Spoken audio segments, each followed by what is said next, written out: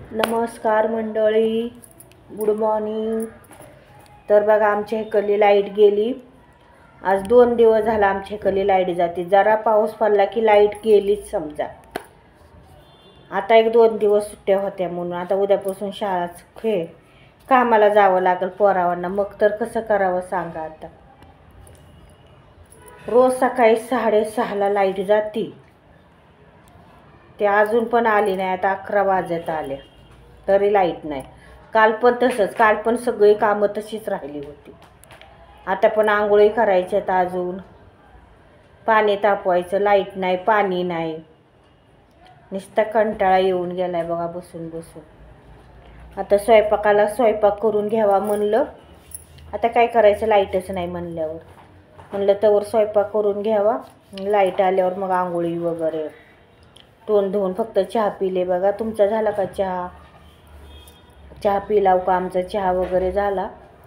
चहा पिऊन बसले लाईटीची वाट बघत. लाईटच नाही.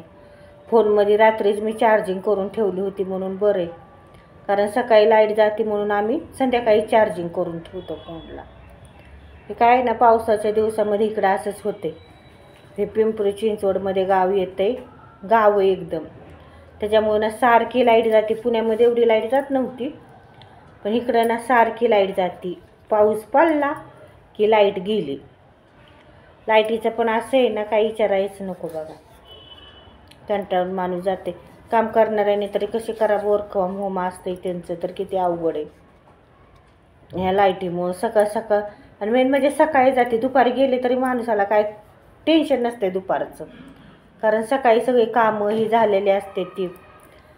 त्याच्यामुळं दुपारी लाईट गेली तरी काय काळजी नसते, निवांत माणूस असते. सगळे जिकडल्या तिकडं झालेलं असते, सगळे आपापल्या कामाला गेलेले असते ती. पण नेमकं सकाळी लाईट गेली की सगळंच वांदे होते. पाणी पण वर चढत नाही. त्याच्यानंतर घरात पण अंधार असतोय स्वयंपाक करायचा म्हणलं तरी. आणि आता कसं आपण पाणी भरून ठेवत नाही, कारण इकडं 24 तास नळांना पाणी असतं. या लाईट असली की मग बोरिंगचं पाणी चढवते ती टाकीमध्ये, पण लाईटच नाही. त्याच्यामुळं मग पाणी पण नाही. मग पाणी नसलं की बसावं लागतं. आता आजपासून काय करणार आहे ना, 2-4 बकेटा संध्याकाळी भरून ठेवाव्या लागतील, कारण पोरं सकाळी कामाला जाते ती. पोरगी पण जाते, पोरगं पण जातं. त्याच्यानंतर त्यांचे पप्पा पण जातात कधी, म्हणजे असलं तर जातात ते, नाहीतर नाहीत जात. मग त्यांच्या काय कामाचं हे नसतं या. पण पोरगा आणि पोरगी जाते सकाळी, मग त्यांना सकाळी डबा करावा लागतो, आंघोळीला पाणी तापवावं लागतं. मग त्यांच्या सकाळचं रुटीन आवरायचं. मग सगळं अंधारातच मोबाईलच्या उजेडामध्येच करत बसावं लागतं. आता एक ठीक मोबाईल येत म्हणून जमतंय तरी, पण पहिल्या काळात पण बरं होतं आमच्या लहानपणी पण. आणि पहिलं काही लाईटीची गरजच नसायची, कारण लाईटीच नव्हत्या. त्याच्यामुळं लाईटीत राहावं असं काही हेच नव्हतं.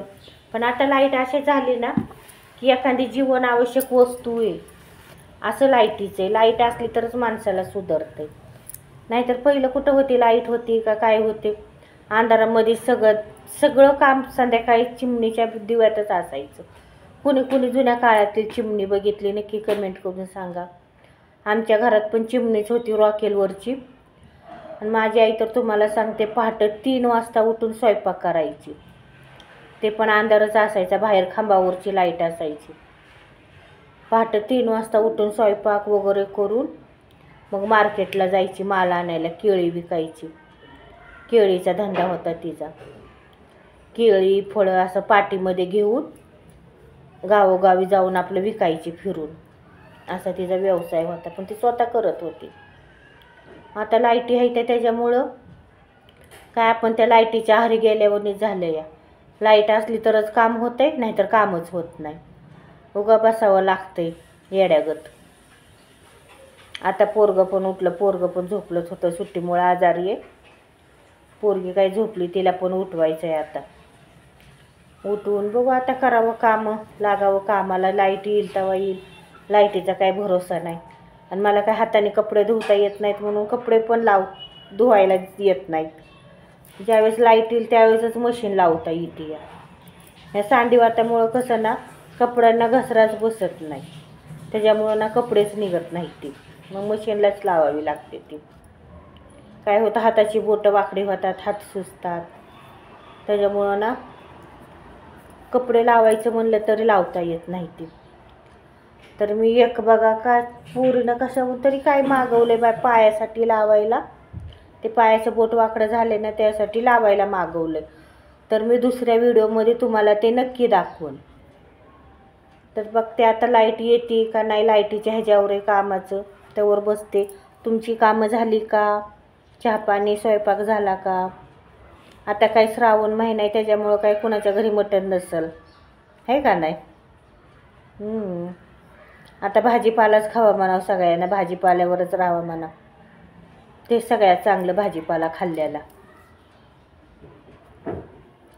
तर चला मग, बाद झाला एवढाच व्हिडिओ, कारण लय मोठा पण होतोय. मग बोलायला काही दिवसभर जरी म्हणलं तरी बोलायला कमी नाही. तर चला, बाय, नमस्कार.